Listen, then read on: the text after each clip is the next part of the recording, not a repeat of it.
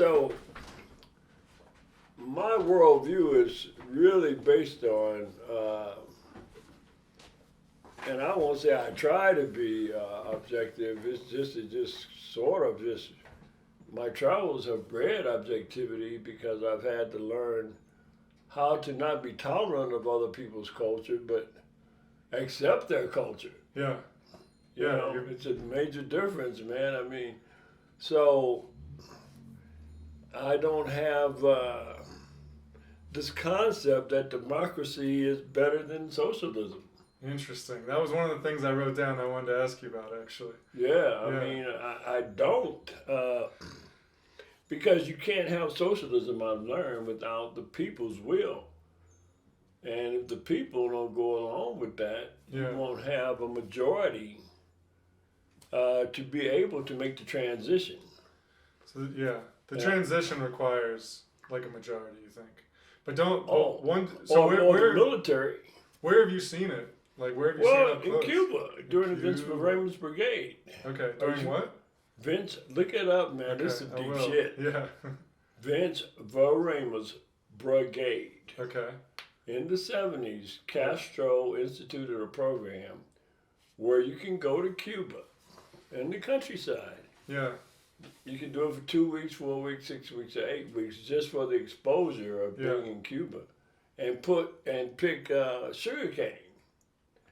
They had a shortage of labor. Due to a mass migration to the United States at that time, right? Where many of the indigenous Cuban people did not like the transition from Batista to Castro. Okay. So as a result of that, they migrated to the United States, and that's where that whole Scarface movie thing, and all those banks started popping up, from them laundering money. Well, that was during that era. So I thought that the people who came to Florida or to the United States were mostly like the rich who didn't like Castro. Oh man, no, there were a bunch of poor working class refugees. Okay. Who were they called them boat people, banana boat people. Right. Yeah. And it was many of them, but once they got to Cuba, due to the drug cartels, they were the liaisons between people that were left in Cuba and Colombia. And Castro had set a deal with the Colombian government that they're going to flood the U.S. with drugs. Right. We can't fuck them up militarily, but So did you go to Cuba? Yeah, I picked. For how long? For 2 weeks. I went for the 2 weeks Venceremos Brigade program. Was that something that you like? I assume the United States government did not. At the time they sanctioned it. I mean, you had to get a visa. Okay. And everything, a 2 week visa. Did you have to like go through another country to get there, or you? No. They sanctioned it. You're saying they were okay with it. At the time. You went straight because it was they did it under the guise of educational exchange. Sure. Yeah. Well, so you know how Obama opened up to Cuba for a certain period of time, like it at least was a little easier to go there. So my brother went there in that kind of short window because he really likes to travel. And he was there when Castro died, which was pretty wild. Yeah. So it's funny you mentioned like Cuba, because I feel like of all the places where you can see socialism working, Cuba's probably like the best example, if anywhere. Well, when you say working, this is what I found from a lot of the Cuban people was that Castro and Che Guevara, who was his right-hand man during the revolution, they came up with, said it was damn near Hitlerisk, the way they did it, because they did it through strong radio propaganda and shit. Right. Okay. Just like your boy George Goebbels, Joe Goebbels in Germany. Yeah. In Germany did, man. Yeah. I mean, they just bombarded the people with everyday propaganda. So they had the people convinced that, there's going to be egalitarian type of economy,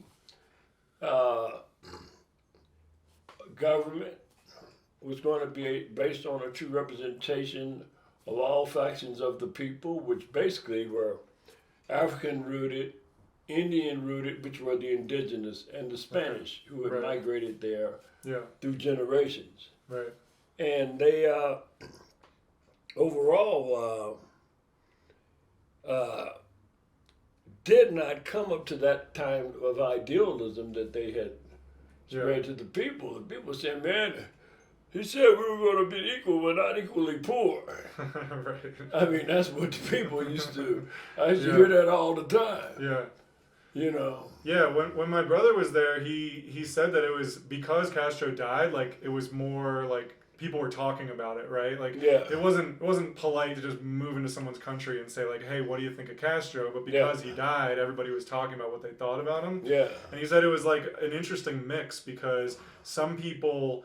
Like one particular story I remember him saying is that he talked to a guy who worked at a mechanic shop, and he wanted to open his own mechanic shop, but like the government told him he couldn't, right? Because they already had given out as many mechanic shop licenses. Franchise them. You know, not franchise them, but almost like a franchise. Yeah, but the kind government of licensed by the government. Yeah. So like that was an example of how things were.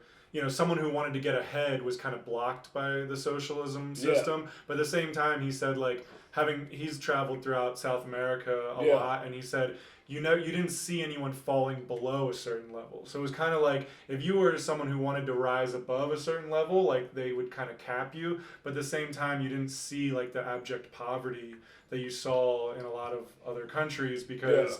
You couldn't fall below a certain level either, so it kind of kept everybody like in a middle range. Yeah, equally, but what they call equally poor. Yeah, they have a Spanish name for it. Believe me, it's almost like fuck you. Yeah.